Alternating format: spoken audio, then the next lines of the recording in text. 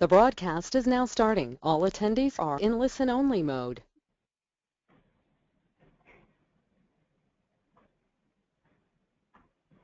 Good morning and good afternoon, everyone, and welcome to today's Clean Cities webinar. I'm Sandra Loy from the National Renewable Energy Laboratory.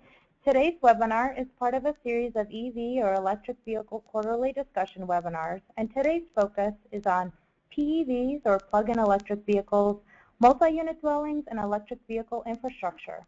In a moment, I will turn the webinar over to Ms. Linda Bluestein, National Clean Cities Co-Director, who will be our host and will introduce the webinar further, as well as today's speakers. We are recording today's webinar, and a link will be emailed out to all of today's participants later this week. We will also post the recording of this webinar on the Clean Cities webinar archives pages on our website. Before we get started, I'd like to go over a few items so that you know how to participate in today's webinar. As noted at the start of the webinar, all attendees are in listen-only mode and will remain so through the entirety of the webinar. When you log into today's webinar, by default, you will be set to listen in using your computer speaker system. If you would prefer to join over the telephone, just select telephone in the audio pane in your control panel, and the dial-in information will be displayed. You need to select one or the other, and preferably not both. We will be hosting a Q&A session at the conclusion of all of today's presentations. We encourage you to submit questions as the presentations are taking place. You can do so by typing your questions into the questions pane of the control panel. We will collect these and address them during the Q&A session at the end of today's presentation. Without further ado, I'd like to introduce Ms. Linda. Good afternoon and good morning to some of you. I want to welcome you to this quarterly webinar. And today, as Sandra mentioned, we are going to focus on multi-unit dwellings. And why is this an important market? As some of you have observed from your own urban areas are becoming much more dense, and there's much more reliance on condominiums and also on apartment buildings in terms of housing stock. And as urbanization grows and these type of dwellings gain momentum, it's important that we understand the best practices and how to get the conversation started, at least, with building owners and developers. And this particular webinar was designed to show you some of that and also to learn firsthand about what's been done so far, and also to present you with some important case studies to show you how this works in reality. We're going to start out first during this presentation with a quick state of play market overview by C2ES, and Nick Nigro will talk to us very briefly about a total plug-in electric vehicle market overview.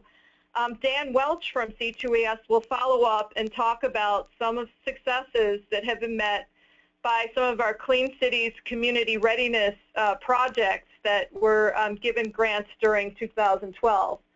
Then, after they discuss that for 15 minutes, we'll move right into Joel Poynton's presentation. He is with was with San Diego Gas and Electric, and now has his own consultancy. And he's been involved in San Diego region's aggressive introduction of plug-in electric vehicles since he began the Clean Transportation Program for San Diego Gas and Electric in 2006.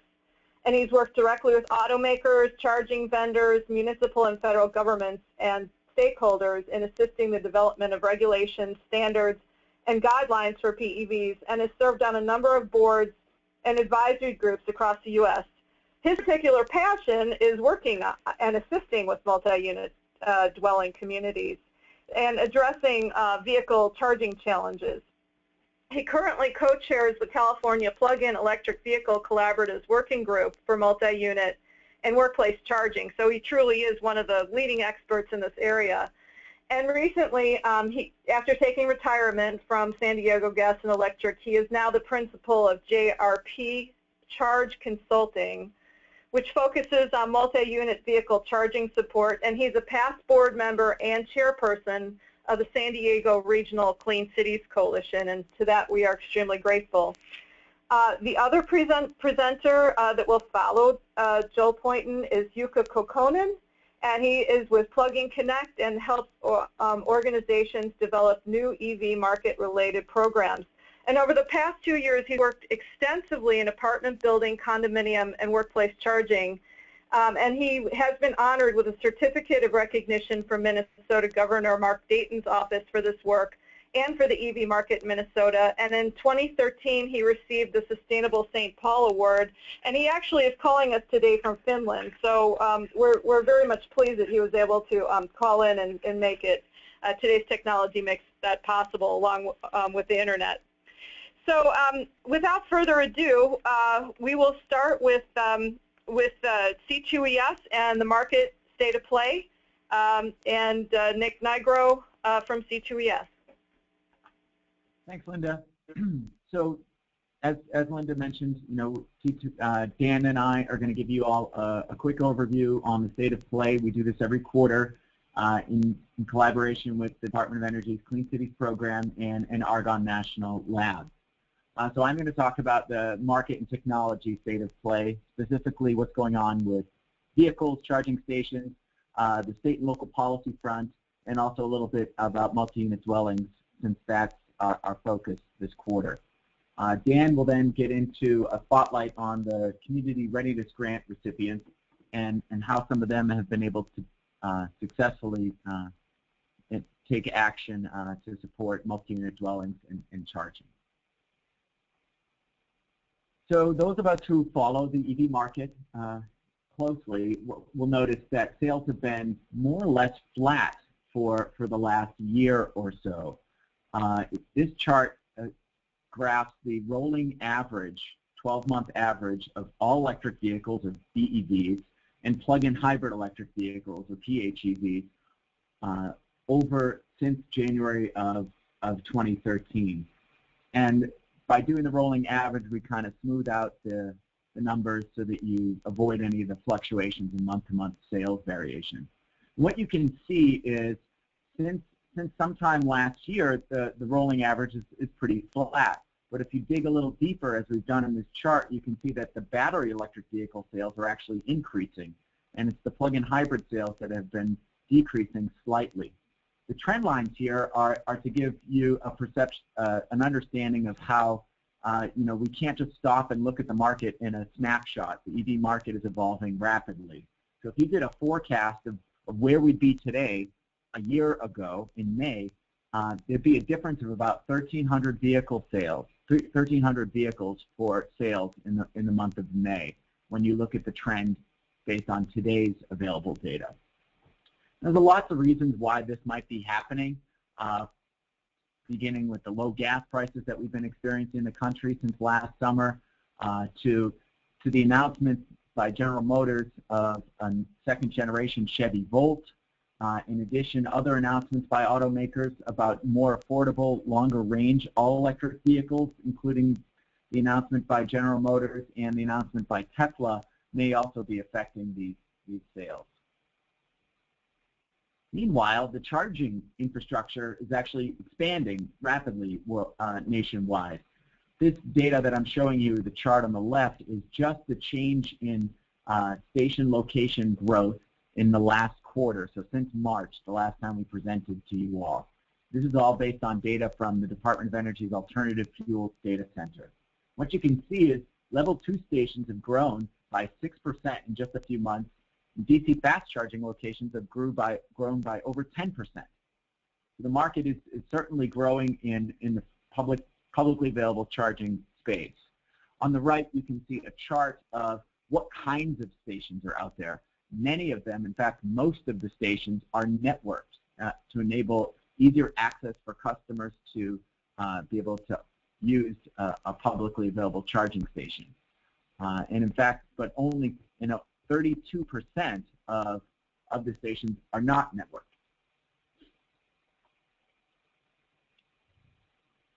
Also since March, lots of activity has been going on in the states. On the left side are more generally positive trends for the electric vehicle market. On the right side are some of the challenges that are facing EVs at the policy at the state and local levels. So on the left side, when it comes to vehicles, 3 states have either enacted restarted or replenished funds for an electric vehicle rebate program. That's in the states of Connecticut, Tennessee, and in Massachusetts. In all three states, these rebate programs discount the upfront cost of the vehicle, whether it be by technology, so a plug-in hybrid or an all-electric vehicle, or based on the battery size. So again, in all three states, they're supporting both kinds of electric vehicle technology.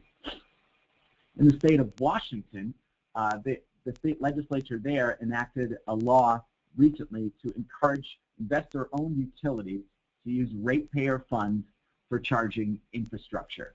The legislature had to act in this way because existing previous law in the state prohibited the investor-owned utilities from using any ratepayer funds to increase the electric load, and that was to support the state's conservation policy. But due to the benefits that the electric vehicle, increasing the electric vehicle market in the state, due to the benefits it offers from an environmental perspective, the state ended up enacting a law to make an exception for electric vehicle charging in this conservation policy. On the right side of the chart of this slide, you can see some of the challenges that the EV market faces. And probably the most known and perhaps having the largest impact on vehicle sales is the sunsetting of the $5,000 all-electric vehicle tax credit in Georgia. This $5,000 credit was a key driver in making Georgia one of the national leaders in all-electric vehicle sales, behind only California. Now, since this credit has not yet sunset, we're not sure of the reaction to the market, but we can probably expect it to have a noticeable effect on sales in the state. Another policy I wanted to highlight with you all is what's going on in Indianapolis. Now, the mayor there is trying to implement a very ambitious and innovative program to convert many of the public fleet vehicles to electric using an innovative business model aimed at saving the city money on fleet operations. Unfortunately, the City Council has acted to suspend this progress of this program implementation, has actually voted to sue the mayor in an attempt to stop or either reform the program. So as Linda mentioned earlier, we are focusing this quarter on multi-unit dwelling challenges. And since Yuka and Joel are going to go into much more detail about this, we just wanted to give you a quick highlight and a scan on what's going on in the electric vehicle space from the point of view of multi-unit dwellings. When you're thinking about this, 25% of total households in the United States live in multi-unit dwellings, and 60% of total renters live in these dwellings. So residents of multi-unit dwellings are potentially large but difficult to tap market for EV ownership. EV drivers at these locations are likely going to want to charge at home, and if they are unable to do so, especially all-electric vehicle drivers, they're going to want quick charging. They're going to likely want quick charging available nearby. And this chart just highlights some of the most noticeable actions to clear barriers and encourage the adoption of electric vehicles in multi-unit dwellings. One I want to highlight for you in particular is the proposals by the 3 California investor-owned utilities to the Public Utility Commission to make significant ratepayer-funded investments in charging infrastructure. Each one of these proposals has an angle to support multi-unit dwellers. The Utility Commission is expected to rule on these proposals this year. In addition, ChargePoint also offers a special program to support multi-unit dwellings. On the city side, you've got New York City and Philadelphia both taking action to make it easier for multi-unit dwellers. In Philly, EV owners can apply to help fund a publicly available charging station at the curbside. And in New York, 20% of all new parking spaces in big garages have to be EV ready.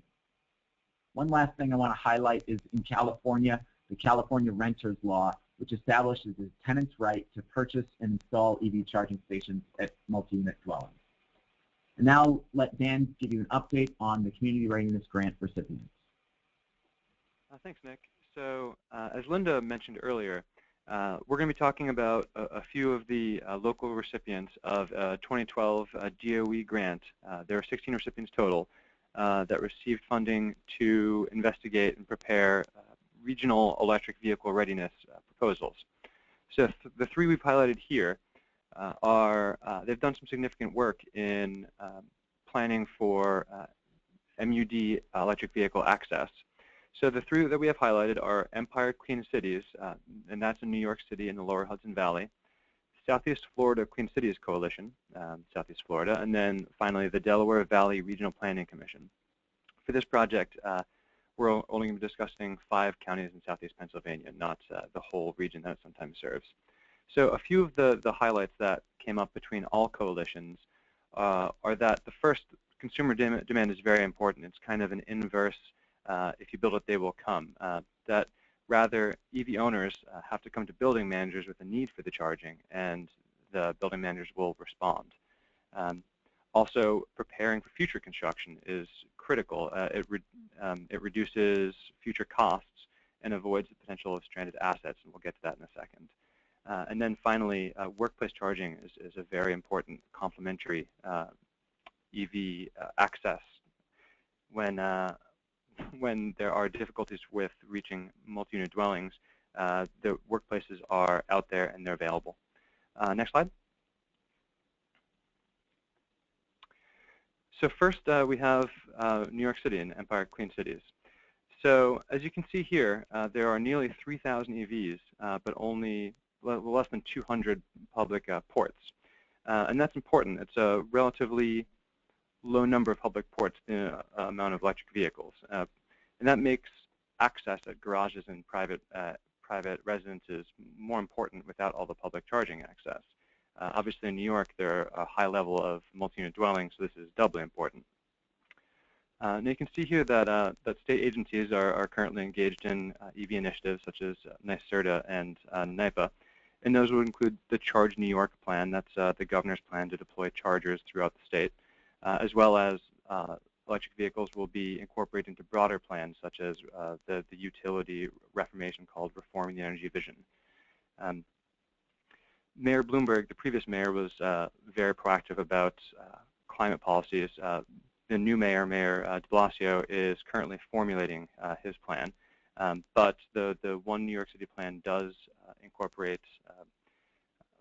room for electric vehicles to grow. One thing that was noted, and I made a reference to earlier, is that building managers need a business case. So this is where we really got the idea that consumers drive the demand for public charging, rather multi-unit dwelling charging. So it's very helpful then that that New York City has the regulation to enable access for 20% of all spots in new off-street parking. Next slide. So Empire Clean Cities is involved with finding innovative technology uses for electric vehicles. They're developing a study on a second life for EV batteries. Being able to use an electric vehicle battery when it's done at the end of its life definitely improves the value proposition of EV ownership. It's very similar to a project I won't go too far into, but in Yellowstone, they're trying a pilot project to hook up Toyota batteries to a solar array. They're also, the Empire Clean Cities is trying to look into curbside and building side charging. That's literally chargers on the side of a building. Currently, it's not allowed to have charging access points right on the curb in New York City. So they're talking with things like City Bike, which uses electricity, or taxi fleets to try to find ways to skirt the issue. Part of that is that they are involved with a pilot project in Brooklyn to provide electricity to food trucks. It's a private area, it's a private campus in Brooklyn, so that gives them the opportunity to not conflict with city ordinances. And then finally, of utility, Con Ed has been very interested in the role of distributed generation and resilience. After Hurricane Sandy, electric vehicles became a potential opportunity to distribute generation. Next slide. All right, so here we have Drive Electric Florida. That's from the Southeast Florida Clean Cities Coalition. So if you take a look at the EVs to the public charging, then you'll see that is still a relatively low number. And particularly, again, in this area, MUDs are a very large percentage of inhabitants. That's nearly half of Miami-Dade County, for instance, live in multi-unit dwellings. So the readiness plan that the coalition created a few years ago is now being used by local and state agencies.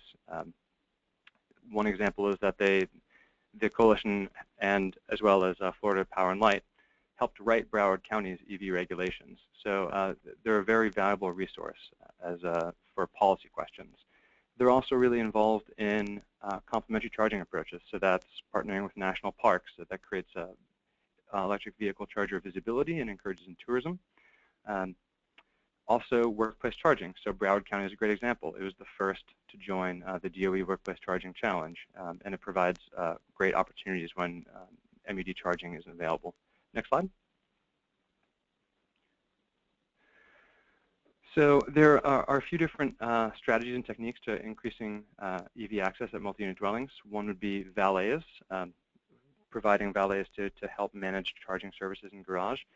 That's an expensive solution in the short term for whoever has to pay for that, but it would help resolve, I think, access issues. There are new technological solutions, such as the Charge Point program that Nick mentioned, but right now those might not be ready for prime time. So there's still a lot of investigation that's going on here. In the meantime, the coalition, as well as Florida Power and Light, their close partners, are engaging in outreach at regional building management events, condo expos, and speaking engagement on climate issues, as well as serving as an information center for interested building managers. It keeps them very busy. As you can see, there are 4 to 6 new buildings per week that they're approached about. So it's very labor-intensive, engaging one-on-one to be able to provide information for each new building. Next slide. So finally, we have the Delaware Valley Regional Planning Commission. It's a regional planning commission for these 5 counties near Philadelphia. So they're currently gathering data to comprehensively determine the number of EVs in the region. But the charging levels here, the charging numbers, are from the DOE's Alternative Fuels Data Center. I'm not sure if these include the Philadelphia, the innovative individual curbside charging numbers. So like in New York, EVs are being considered for city resilience by the government. One thing that this coalition really emphasizes is the role of level 1 charging. It provides inexpensive, easy access. It's not a huge investment for building managers. It can also be used at workplaces where cars sit for 8 hours or more. And it lets building owners try these things, try allowing access before having to invest in level 2 charging. Next slide. So like the other organizations, the VPC is serving as an information resource to interested building managers, municipalities, planning authorities. So building on the idea of L1, instead of investing in costly charging equipment with uncertain uses, providing conduit is a way to reduce future costs of having to trench through built environments, as well as it allows the managers of charging stations to be able to switch around. If everything is built for charging, then if a renter leaves, or if they even switch spaces, it provides necessary flexibility. As well as they are engaged in a study on the overall fleet emissions, that's greenhouse gas emissions from the entire area. So they're involved in an analysis to target where those emissions can improve, and that's from all vehicles, and electric vehicles would provide a great growth opportunity. And finally, they're also engaged working with local utilities. Utilities are really concerned about the growth and load from electric vehicles. So being able to plan for that is an important part. That's all. Okay, thanks, Dan. Next, we want to introduce Joel Poynton. So as we're getting a slide, some questions have been coming in. And I did answer a couple of them privately, but we can talk maybe about some of them after the presentations that Joel and Yuka are going to make. Thanks. Good day, everyone. This is Joel Poynton, and thank you for the opportunity to talk about one of my pet projects, which is multi-unit dwelling. I'm sure all of you have seen the statistics. 80 to 90% of vehicle charging occurs in the home. Here in San Diego, 55% of our population, and it's constantly increasing, live in multi-unit dwelling communities. So you can see that in order to enable the option for electric transportation, that segment of the population needs to be given access, and it's a bit of a challenge for them, has been so far. So we want to get into some of the details. I just want to mention in passing, I work as a co-chair for the Multi-Unit Workplace Working Group for the California Plug-in Electric Vehicle Collaborative. It's a public-private organization to accelerate the adoption of plug-in electric vehicles in California. There are more than 40 PEV stakeholders, automakers, utilities, representing charging equipment, network providers, government, research, and education. So this is a presentation that we have been using primarily with the Plug-in Electric Vehicle Collaborative. I have put up front some of the basic slides. We're going to fly through those. I provide them as a backup for those folks for whom this may be an introduction to this topic. But we will very quickly get to case studies in the California region. So as we just talked about, the increasing populations in multi-units, with that increasing requests from tenants for charging access. And as we all have probably realized by now, there's a set of unique challenges. I'm not going to go into the PEV types, but I provide this slide to you so that you can easily convey to people, if you're doing presentations on multi-unit boards of homeowner associations, et cetera, to help them understand there are two different types of vehicles and two different types of charging profiles that you'll see with these vehicles. As we saw an illustration earlier for the plug-in electric vehicle adoption, and we talked about some of the flattening out in the numbers, the monthly numbers. Here we just see a representation with the cumulative numbers for both U.S. sales and also for state of California. There are, again, this is for illustration purposes. I'm not going to go through all the BEV models, but it helps people to understand there is a growing spectrum of vehicles that they can choose from, both in the battery electric vehicles and plug-in hybrid vehicles. Unfortunately, Honda just announced that they are, excuse the pun, pulling the plug on the Honda Accord plug-in hybrid. They will not introduce plug-in vehicles until they have established their introduction for their hydrogen fuel cell vehicle in 2016, but we hope that they'll be returning to the market following that. So I install charging at multi-unit dwellings. We're trying to help people convey that this is going to be an amenity in the future that will attract the types of tenants they're looking for.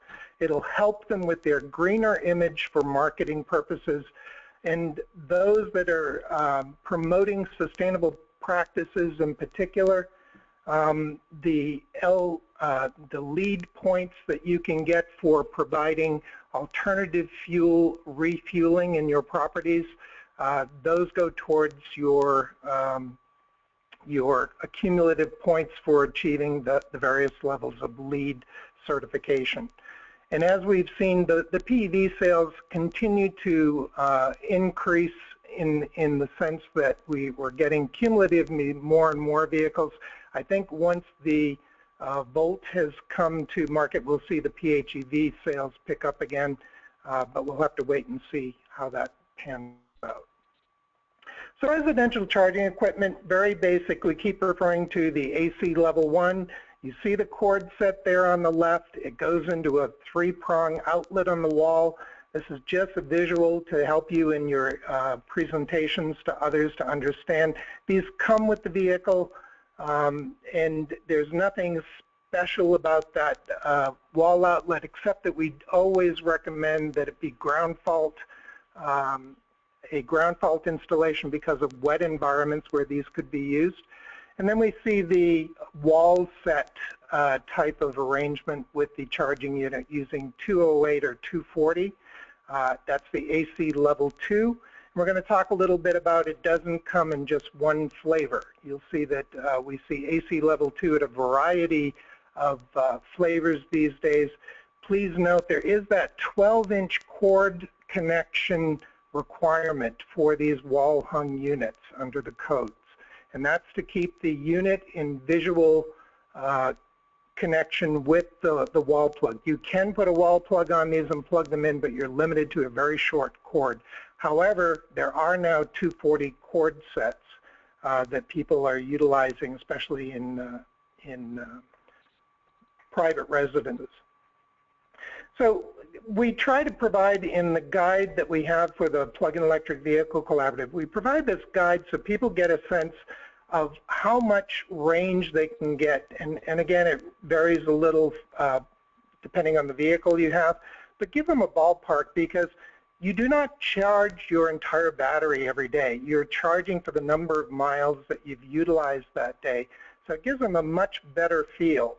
So we see 4 different levels here for the amperage on AC level 2. And actually we're seeing intermediate levels here. I have a 32 amp cord set that I use because I can plug it into a dryer outlet. That dryer outlet, that permit cost me $15 versus $150 if I were to get a permit for an EVSE installation. So these are some of the considerations you'll want to be aware of with your local codes as well. So our usual approach in advocating people begin their process conducting a survey of residents, and we provide a survey. I'll give you links towards the end. That the property management go in and try to get a sense of where their residents are, where they're going relative to looking at plug-in electric vehicles. Looking at the different approaches and options for installing chargers, and that's where these case studies come in handy. Contacting an electric contractor. Most properties have worked with an electric contractor in the past who will be familiar with what their present wiring situation is. That contractor is going to have to work out some load calculations before you go on to the utility, and you want to start having discussions with the utility about the installation project and the scope of what it might look like going forward. And then the contractor is going to coordinate all of the permitting and planning with the local utility and municipal government for all of the details going forward. We've just tried to lay out for people what the varying costs are. Level 1 for hardware costs are the least expensive, the non-communicating level 2 in the mid-range, and then the higher level 2 with the ability to do telemetrics, etc. Installation, the nearer you are to your infrastructure, greenscaping versus hardscape trenching, surface mounting in garages are in your low cost end, and then metering, looking at whether you're going with common area meters, your combining EVSE on a separate meter or installing individual meters for each EVSE. Operation and maintenance, you're looking at your EV time of use rates are usually going to be your cheapest options. You're looking at rates, usually small business, commercial rates. We have a 20 kilowatt load cutoff in San Diego where you start getting into demand charges. Those are going to bring you into the higher cost range. So some considerations for PEV, your building architecture and physical electric design, your proximity for electric service room to your desired location, your wiring needed to accommodate the charging stations and the distances you're going to travel, commercial electricity rates for common area meters, and the cost of installation, and your parking ownership models. You have non-assigned, assigned, and deeded parking that you may encounter.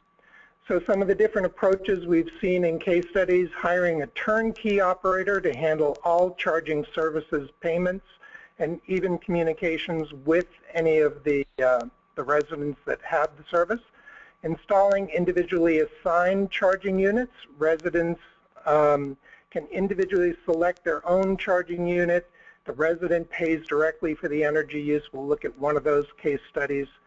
Installing chargers as a shared community resource, and we often see this combined with valet services so that you can limit the number of chargers, but you have someone that's coordinating moving those vehicles off of the chargers so it doesn't become a burden for the residents. And then arrange for the use of nearby business chargers during off evening hours. This is the least convenient, but it is an option that is being investigated in some areas. Another illustration for you to use, just showing how an individual would live where the large circle is. They may park in a remote area. Their metering may be in yet another area. So these are some of the basic concepts to understand in approaching these. So our California PEVC case studies, we've been collecting case studies. You can see the format that each case study is summarized in on the web, and that website is located directly below. The case studies I'm going into now, you can go to each of these summary pages.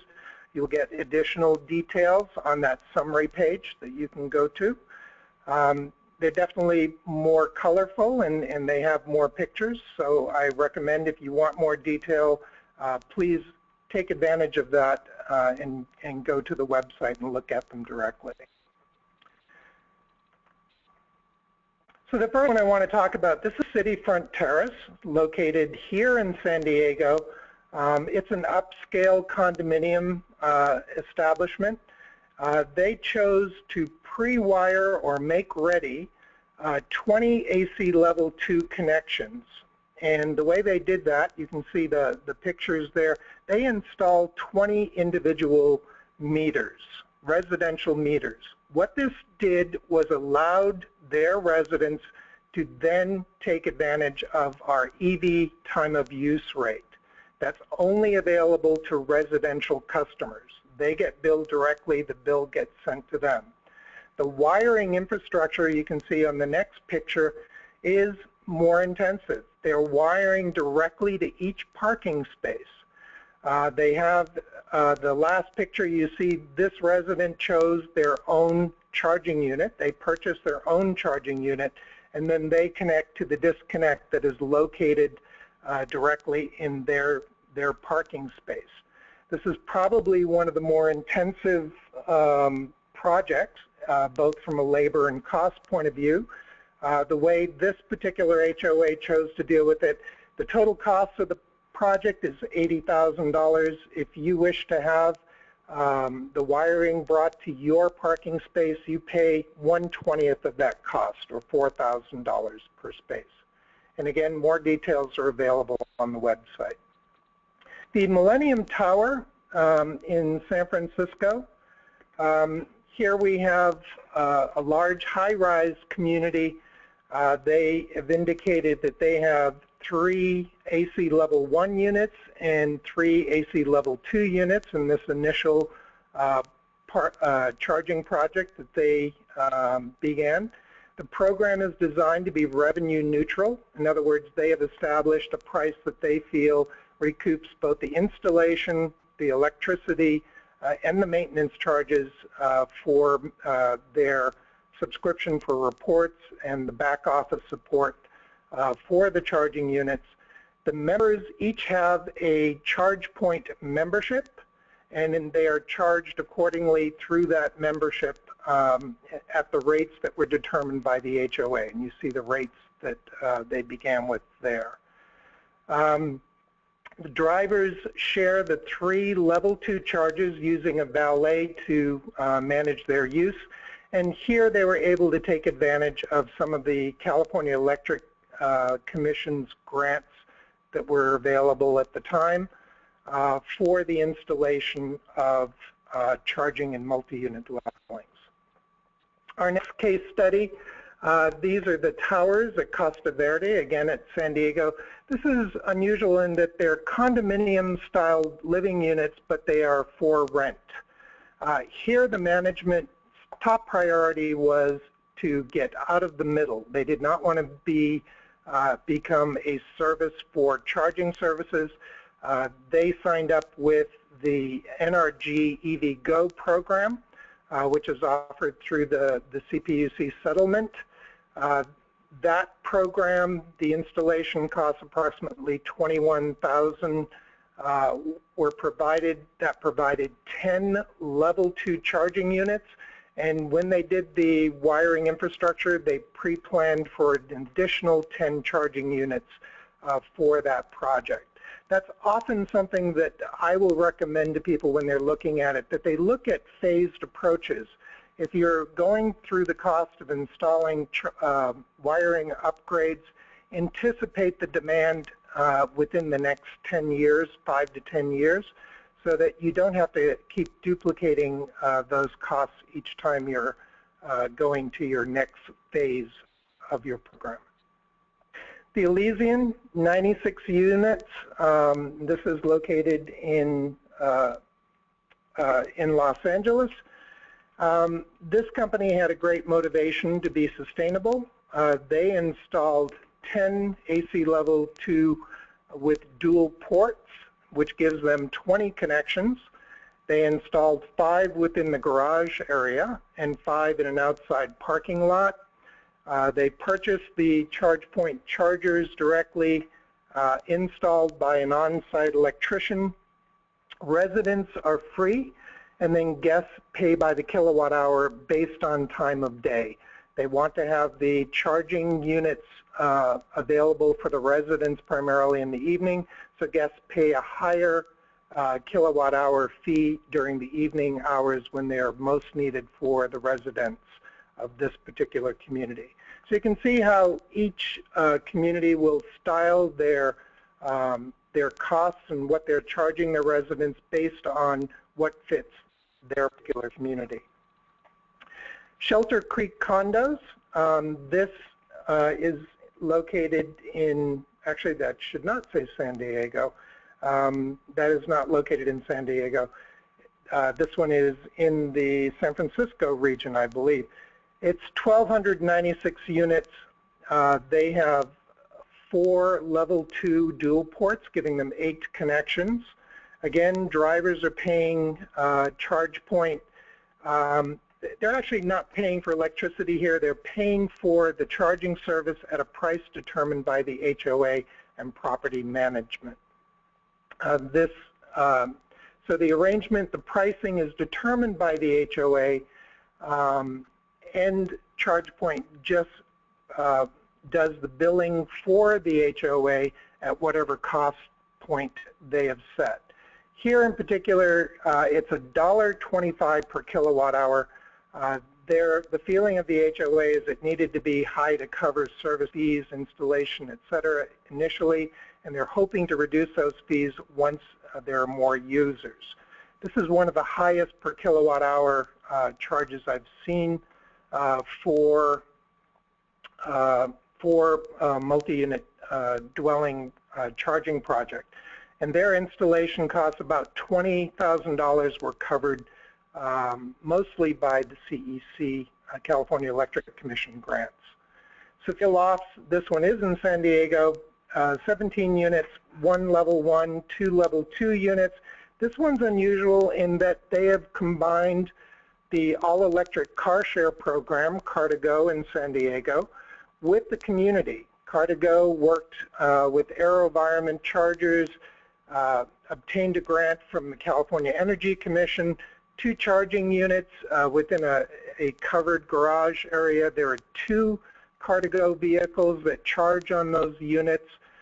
Those units are available not only to the residents of this community, but anyone in that neighborhood who can go online and schedule one of those vehicles. So they're providing plug-in electric vehicle experience for the residents without having to own the vehicle in an urban environment. I wanted to touch quickly, there was a reference made earlier on the 3 investor-owned utility projects for the CPUC. So I wanted to make sure, not sure what's happening here. So I wanted to make sure that we have at least a summary of what those projects look like. The SDG&E project is looking at 5,500 units at 550 different sites, 10 units at each site. They're looking at both apartments and workplaces. The utility will own the make-ready, and the utility will own the charger in that particular instance. They will be doing something unique in their tariff. They will be charging for a variable daytime rate, and the variation occurs with the demand that is being seen on the local grid. And you get notification in advance of what that cost will be the day before, and you can do that through a app and do your scheduling for charging using that. Southern California Edison, 3,000 units. They didn't specify the number of sites. You can see the cost, $346 million. Apartment, workplaces, and public interest sites. And the difference here is the host site will own the charger. The unit pricing is determined by the host and the EVSP. And Pacific Gas and Electric, 25,000 units, $653 million. Apartment, workplaces, and public interest sites. The utility does the make-ready, the utility owns the charger, and the utility tariff goes direct to the user. So additional information on this can be found on the California Public Utilities Commission website, and you can read the proposals in detail. So I just want to mention again, this plug-in electric vehicle guide that we have available is available at the plug-in electric vehicle website. Covers the information you see on the right, including some case studies. We will publish more case studies on the website as we go along. We also have decision guides that can be downloaded geared towards property owners, homeowner associations, or residents. And then resources. We have a resident survey. You can download it, use it as a hard copy, or you can do it using SurveyMonkey, and the Bay Area AQMD, Air Quality Management District, will actually assist in helping you get your details as to your survey results. I just mentioned also on the PEVC website, you can also find similar guides for workplace charging. And it's just you would have /workplace-charging, and that'll bring you directly to those guides. For more information, you can go to those 2 websites. I also want to mention in passing, California Energy Commission is making funding available, small business financing program that has been recently announced. That website will take it to you. They may provide up to 100% coverage to lenders on certain loan defaults. Borrowers may be eligible to receive a rebate of 10 to 15% for enrolled loan amounts, and we did verify those are available to multi-unit dwelling projects and to HOAs. The California Air Resources Board has just announced another program in May where lower income families can get as much as $12,000 towards the purchase of an electric vehicle. Up to $2,000 for a charging unit can be applied for under another program, and you can qualify for an additional $1,500 for a PHEV or $2,500 for a BEV under the Clean Vehicle Rebate Project for the state of California. And again, vehicle references can be found at the driveclean.california.gov. So if you have any questions, my email address is there. Please feel free to send them. And this presentation and the recording, as mentioned earlier, will be available to you going forward. Thank you. Hi, this is Linda Bluestein again. I'd like to thank Joel Foynton. This is actually the third time he's presented on multi-unit housing, and it's really interesting to hear the progress that's being made in the model that California offers that he's been presenting, and we really appreciate that very much. But now we want to hear from somebody who's done something in the middle of the country and hear how that's gone. And for the first time, we're going to have Jukka Kokkonen discussing how things have been going with the project that he's been working on, partially financed by DOE in Minnesota. Well, hello, and greetings from lovely Finland here. It's already 8 o'clock here, but since it's almost 24 hours of sun, I don't have any problem with this. So I'll bring you a Minnesota perspective here to this webinar. I have worked quite extensively on apartment and condominium charging in the last 3 years, and majority of this work was part of the Advancing Alternatives for Minnesota Drivers initiative. This project was coordinated by the Twin Cities Clean Cities Coalition, and my company, Parking Connect LLC, did the work as a subcontractor. And I would, of course, like to thank Department of Energy for providing the funding for this project. A couple of words about my past and present work. I'm a principal of Parking Connect and help companies develop EV-related projects and solutions to the market. For the last 3 years, condos and apartments have been one of my main focus areas, and you can find all the materials we've developed and what I mentioned here during this presentation by visiting the multihousingcharging.com. Past year and this spring, we have also built very cool solutions to workplace charging as part of the Minnesota Pollution Control Agency funded outreach project. If you are interested in workplace charging, I would encourage you to visit workplacecharging.com and check out some of those tools and materials.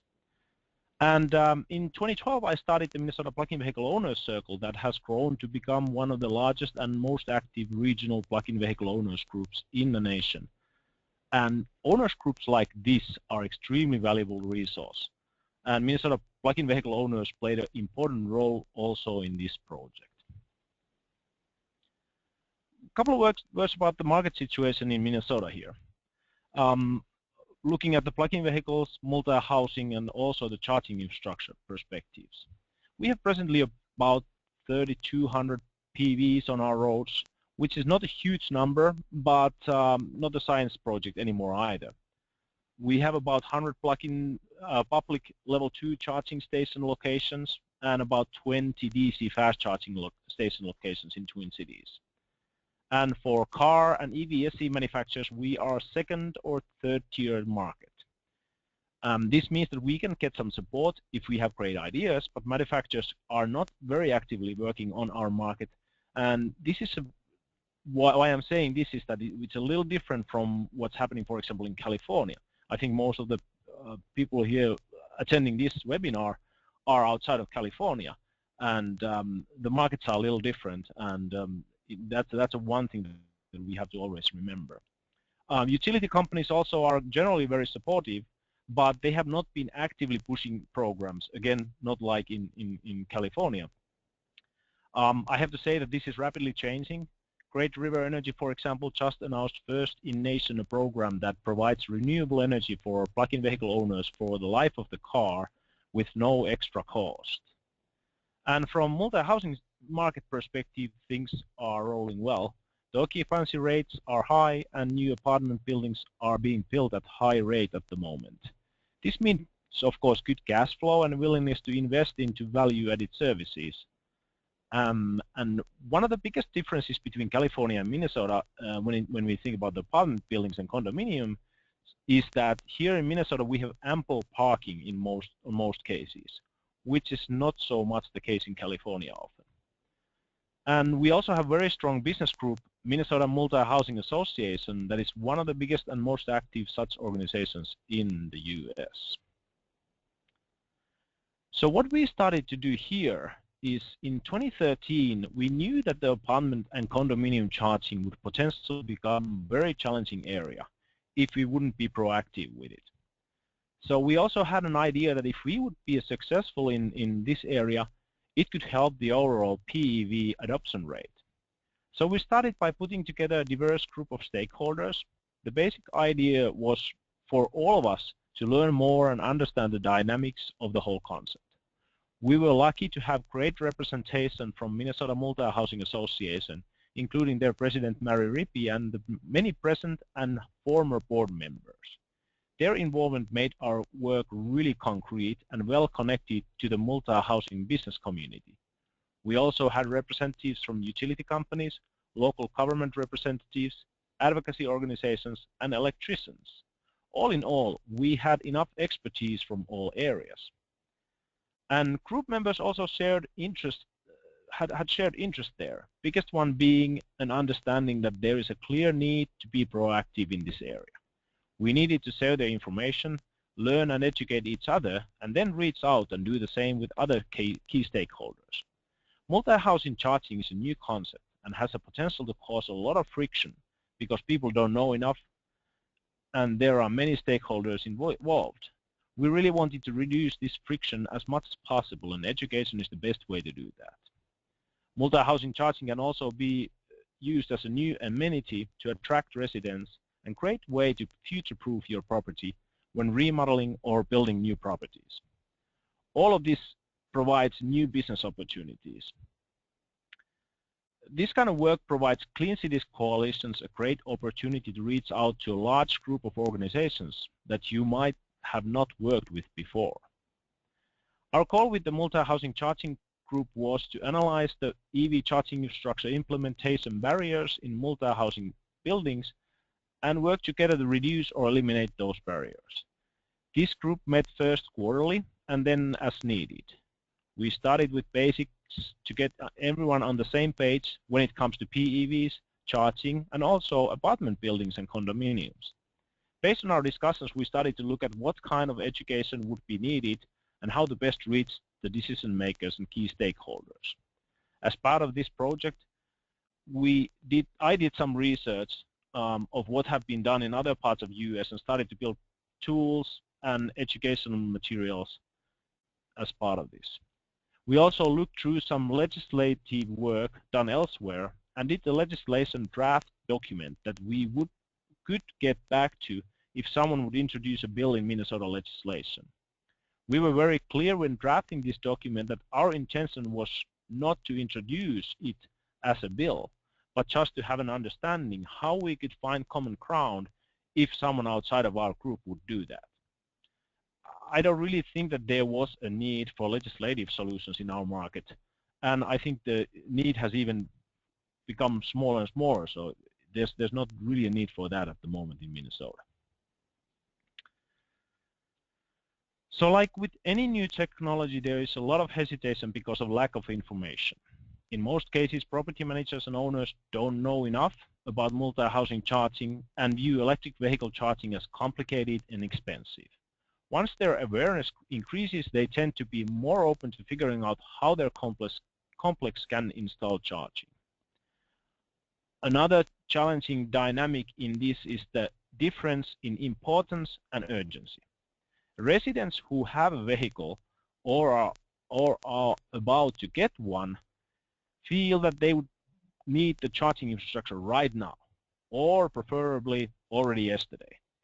But property owners and managers have a million things on their plate, and this new thing, electric vehicle charging, might not get very high on their priority list. So in order to change this, we started contacting property owners developers, and management companies, and also start to write some case studies. We published articles, held workshops to draw attention to the topic of electric vehicle charging. We did a multi-housing charging workshop at the Minnesota Multi-Housing Association Fall Conference in 2013.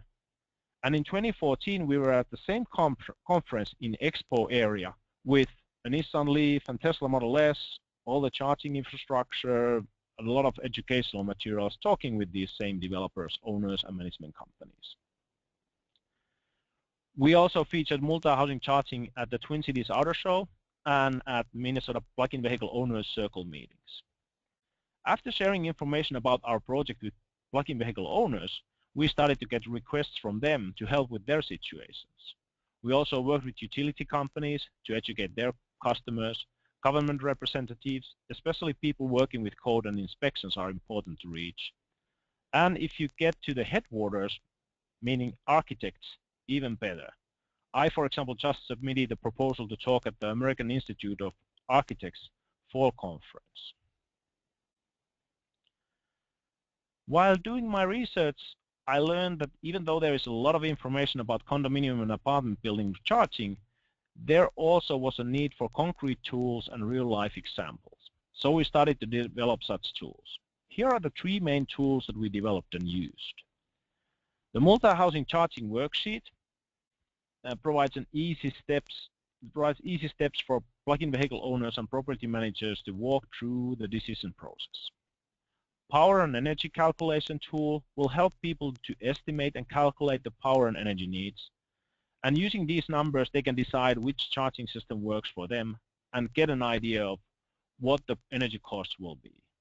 And the metering and payment system table helps people in exploring the different metering and billing options. All of these tools are publicly available at the multihousingcharging.com, so feel free to use them as much as you need. As an example, I want to share with you some information about the metering and payment systems tool so you understand what we talk about here. So metering and payment systems table is used to figure out the most cost-effective metering options and payment solutions. And I'll just quickly explain the different options. If you look at the number 1 there, that would be the connected to homeowner's existing meter. This is the simplest approach if the connection is possible.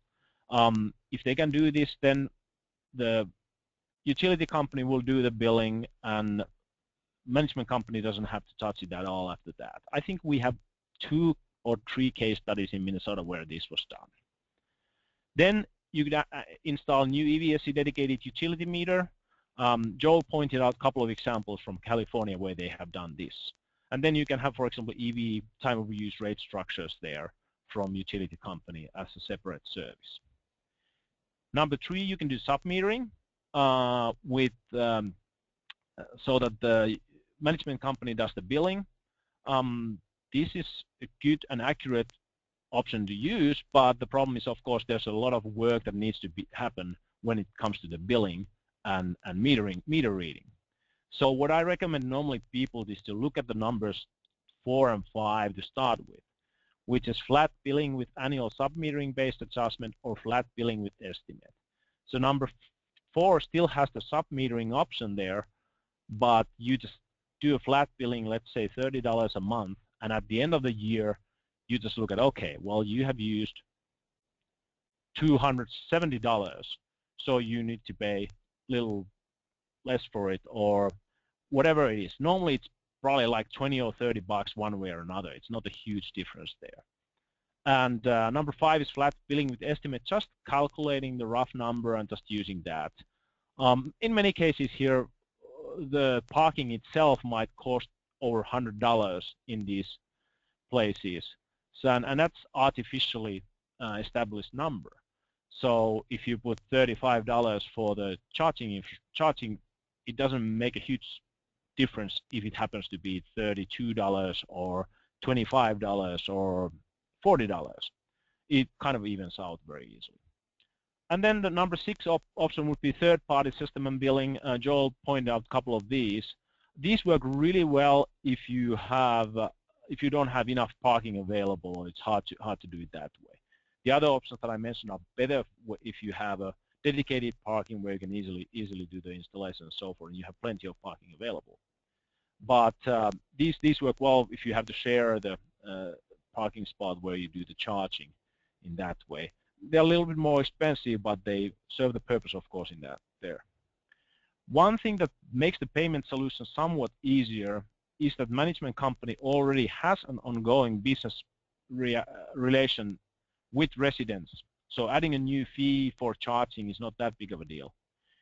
This could be much more complicated in workplace charging setups, since plug-in vehicle owners don't necessarily have anything to do with the commercial real estate company that manages the office property. And I have used these tools a lot to explain the different aspects and quickly give developers, property owners, and managers an idea what this might mean in their property and how they could get started with easy and cost-effective solutions as easily and cost-effectively as possible. The response has been very, very positive. I have been really excited to see how interested these people are when they actually learn a little bit more about the PEV charging. First, when you start talking with them, they are a little bit worried about the topic because they feel it's new, complicated, and maybe expensive, and it's another thing that adds to their busy lives. But when you talk with them about 15 minutes, they start getting curious and asking questions. And after 30 minutes, they start telling you how this is a great idea and they should do something right now. So it's really rewarding when talking with these people when you get an access to speak with them. We also have done some real-life examples. I think real-life examples are extremely valuable in this kind of growing market. During this project, I wrote over 20 case studies from Twin Cities. These case studies follow the format of multi-housing charging worksheets, so people should have a pretty easy time finding out how others have solved different aspects of the project. During these planning processes, I don't necessarily expect property management to install a certain number of stations based on our discussions. But the most important thing is that they are aware of this. They have the basic information and some plans in place. This way, they are much more open to the idea when one of their residents requests PEV charging infrastructure. And again, all the case studies available at multihousingcharging.com in that website. What we have learned. So here's a couple of things we have learned. I can't emphasize the business association's role enough. Working with Minnesota Multi-Housing Association provided us realistic market understanding right from the start. Extremely valuable context and crucial credibility during the project. It is totally different situation if I, as a plug-in vehicle advocate, go to the developer or property owner and say that, hey, you should look into this EV charging infrastructure. Whereas if one of their peers goes there and tells them that, hey, you should look into this EV charging infrastructure and here's how you can do it. It's a totally different ballgame in that way. Make also sure to connect with the plug-in vehicle owners. It is very important that they ask for the charging infrastructure. Plug-in vehicle owners can feel a bit alone in this, but they are much more likely to request this if they know that you have resources and support to help them if needed. Property management needs to hear that there's a request and need for this. I already mentioned how rewarding it is to see the interest levels when key stakeholders learn more about this. And it has become very clear that simple and cost-effective solutions just happen. If you can provide the property owners cost-effective way to do this, they'll take action. But I have also heard horror stories where charging solutions have been unnecessarily complicated and expensive, and therefore companies have decided to not to do anything here. PV charging in common garage also multiplies. I give you an example. Stone Arch Apartments in Minneapolis decided about a year ago to start offering electric vehicle charging as one of their amenities. This has proved to be a popular move. A year ago they had just one PV owner, but now they have 4 residents who own plug-in vehicles and charge in the apartment building's indoor parking garage. One of their new residents chose the Stone Arch Apartments largely because they were offering the EV charging. So charging in common garage doubles also as a vehicle display, increasing the PEV adoption. And here's one small thing that we have done recently. We have these electric vehicle charging available here, window clings. They are round window clings, and now we are sending these to all properties that we have worked with. So they can post this either on their main door or at their office door, so that people are reminded that, hey, you can charge your car here if you're a tenant. So that's one way to do it. So that was my portion. Thank you. Thank you very much, Jukka, and thank you, Jill, for a couple of great presentations with a lot of food for thought on how to tackle the multi-unit dwelling market. Also want to thank Nick Nigro and Dan Welch, and we're not hanging up now. We got lots of questions that have come in during the presentation, and I think, Sandra, are we ready to take some by phone as well? Let's go ahead and... Okay, I can go ahead, and I'm going to start in order of how we got them, and if you want to pick up the phone part, we can do that in a minute. First question, this is from Matt Stevens-Rich. On EV rebate programs ending in Illinois and Georgia, would encouraging policymakers to pass EV incentives with sunset help create better predictability in the EV market versus not creating a sunset with past EV incentives? And I don't know if anyone wants to tackle that, but I mean, obviously that's a strategy to make it more palatable to more lawmakers and maybe see it through some extra time. But I don't know that there's any statistics or data out there that prove that this is the best way to do it. I know some legislation caps incentives as well, but I'm not sure if Nick Nigro is on the phone anymore, but maybe he's got an opinion on that, or Joel Poynton. Linda, this is Nick. I can chime in on part of that. Most of the programs, especially the ones on the Connecticut, Massachusetts, and Tennessee, those had limited funds. They took that approach in order to kind of provide clarity on how much the program would cost. The federal tax credit actually has a cap as well for the number of vehicles per manufacturer. In the case of Georgia, I don't think that having the sunset in the beginning necessarily would have prevented what happened this year. The EV credit was part of a much larger transportation bill, and so I think the politics of funding transportation, which is a national challenge these days, probably superseded the cost of the EV program. Okay, great. Thank you, Nick. And we had a question from Pat Miller Crowley. Maybe somebody has some ideas for him. I think perhaps our A-Fleet tool has some of this baked into it, but I'm going to double check for him. He's asking, I have yet to see a model which allows one to incorporate EVSC charging feeds into TCO projections of total cost of ownership. Typically only allow residential or commercial electricity rate per kilowatt hour. This can have a significant impact on fleet's TCO projections if there's any more than occasion in the field charging anticipates. Do you know any models that do this? And I'm checking for him on our A-Fleet model, but is anybody aware of any other fleet models that might incorporate that? I don't. This is Nick again. I don't, but I do think that's really important. Although, public charging only accounts for somewhere near, certainly less than 10%, but closer to 5% of charging. It can be quite expensive if you compare it to the cost of residential charging. That's a good point. Okay, so I will get back to him on how our A-Fleet tool might deal with it or be adapted to deal with it as well.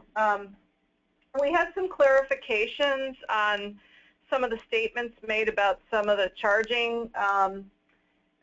Somebody made a statement up front, I don't know if it was Dan or Nick, made a statement about Energy EVgo, or they may have omitted Energy EVgo, which apparently offers special EV charging stations for multi-unit dwellings. We also got a couple of clarifications from ChargePoint that I'm looking up right now, and as I look those up, they were in several different places. The statement was Millennium Tower ChargePoint does not charge anything. I guess the fee is handled by the building owner or manager.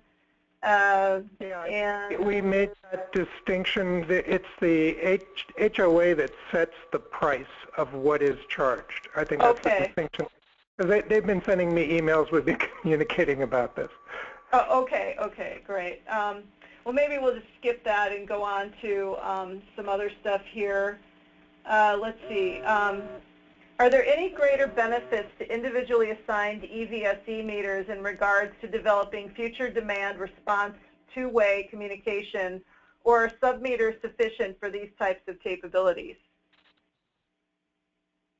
So I'm just going to say that we're constantly seeing evolution in this area. We have a pilot project right now in California whereby the CPUC is experimenting with different types of sub-metering done by other vendors, by others other than the utilities themselves.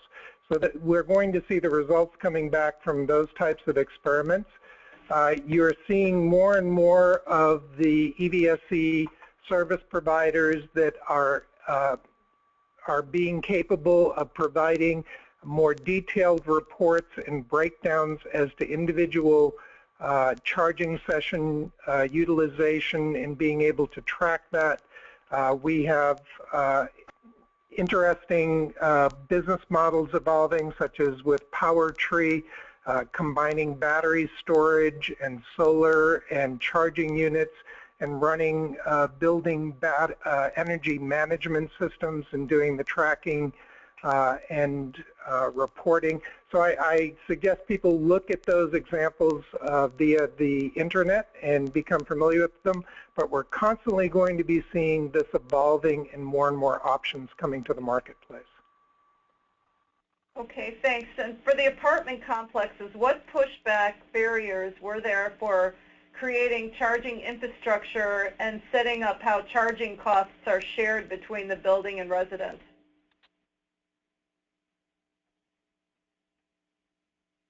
I'm not sure if Yuka or Joel, you have a case. I can say something about that one. I mean, for apartment buildings, that's pretty clear, because if you're it's a rental property, then the management company can set it up whichever way they like. This comes more into play in condominiums, where you have to figure out, and in most of the cases in condominiums, they set up definitely some kind of a metering system there to at least get a certain portion of time metered, so they have an understanding what the energy consumption is, and then based on that they set up what the monthly rate, for example, would be. Yeah, we saw two different case studies in the ones that I went through. One where basically there was a turnkey operation, everyone paid the same rate, for access to charging and their monthly service that was provided to them, and that was provided by a third party, not by the property management. And we've also seen the case study where the property management has worked to calculate what access to charging services that are provided at their location would be charged using the services of another party as well. So again, it's going to be up to the community coming to an agreement. It is not unusual that rental scenarios, the residents have less say in what the final decisions are, but usually there is some sort of community feedback in coming to those decisions. Okay, thank you. Okay, so let's see here.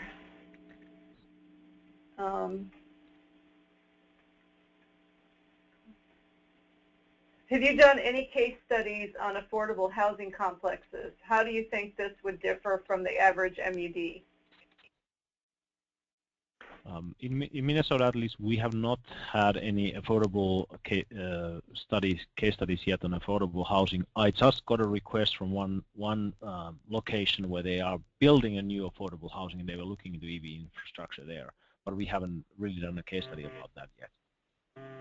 As I mentioned, the California ARB has just announced their program to make plug-in electric vehicles more affordable for affordable housing scenarios. So hopefully we will see those case studies going forward once people get those vehicles.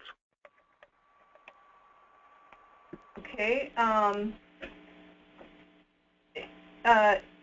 Somebody points out, this is Joseph Cannon, points out SCE program is much less cost effective in dollars per unit.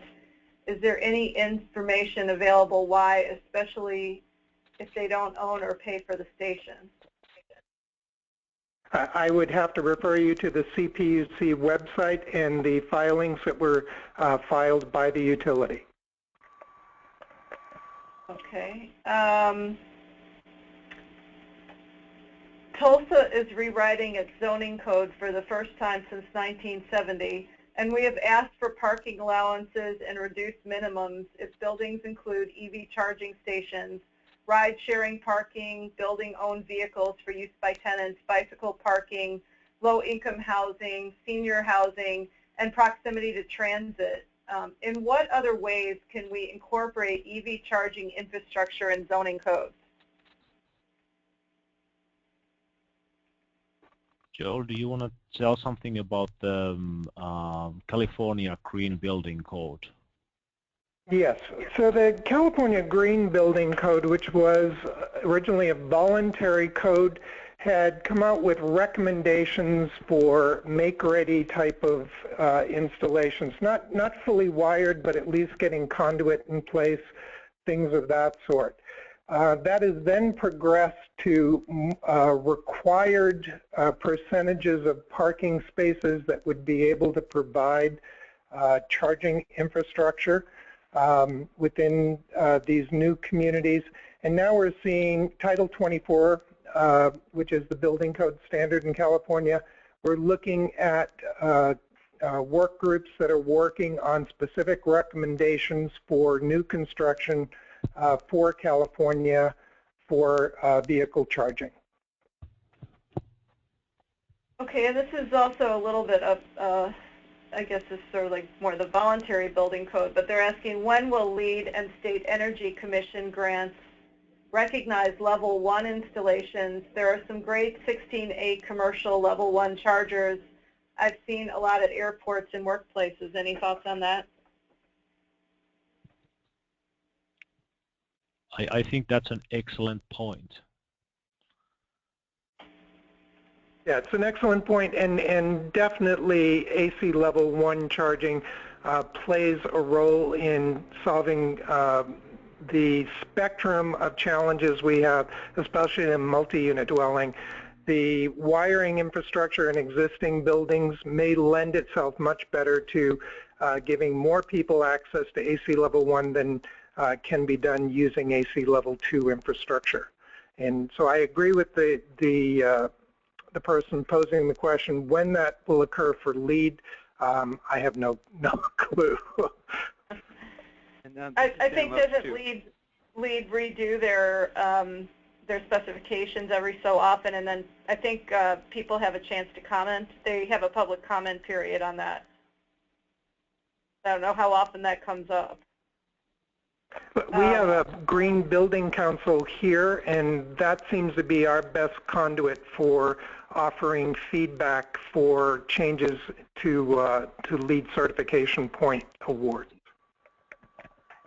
Somebody commented that the presentation is very interesting, and I tend to agree with that. And will they be available to participants? And the answer is yes, with a capital Y, and they will be available through the Clean Cities website. Sandra, which link will they be on where with the webinars?